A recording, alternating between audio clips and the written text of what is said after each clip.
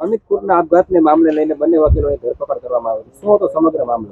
જી, રાજકોટ એ division police સ્ટેશનમાં તારીખ 3/5/2025ના રોજ એક સગીરાએ દુષ્કર્મ અને પોસ્કો એક્ટ હેઠળની એક ફરિયાદ નોંધાવી હતી અમિત દામજીભાઈ ખૂટ વિરુદ્ધ.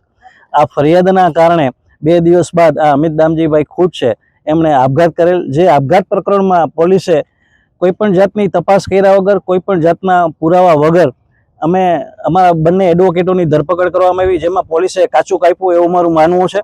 ખરેખર આ કિસ્સામાં અમે એક વકીલ તરીકેની ફરજ બજાવેલી, એના સિવાયની કોઈ કાર્યવાહી અમે કરેલી નથી કે અમારો કોઈ રોલ નથી. અને જે વખતે સગીરાએ પોતાની ફરિયાદ આપવા પોલીસ સ્ટેશન આવી હતી ત્યારે માત્ર વકીલ તરીકેની અમારી જે ફરજ હોય કે જે ફરજ અદા કરવાની જે કાયદાકીય અમારો અધિકાર છે અને રાઇટ ટુ પ્રેક્ટિસ જે અમારો ફંડામેન્ટલ રાઇટ છે, એના સિવાય અમે કાનૂની માર્ગદર્શન આપવા સિવાય અથવા તો જે કહેવાય કે કાનૂની ફરજ નિભાવવા સિવાય કોઈ પણ કાર્યવાહી આમાં કરેલી નથી.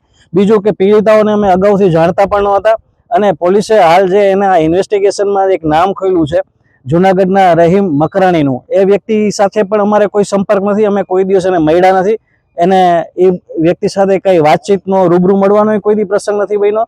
અને પોલીસે અમને ક્યાંક ને ક્યાંક રાજકીય ઇશારે આમાં ખોટી રીતે ફસાવ્યા હોય એવું અમારું માનવું છે. અને ઇન્વેસ્ટિગેશનમાં પણ પોલીસે ઘણી બધી ગેરકાયદેસર આચરી છે, જે અંગે નામદાર કોર્ટમાં અમે આવનારા ભવિષ્યમાં પણ જે કંઈ પણ અરજ અહેવાલો કરવાના છે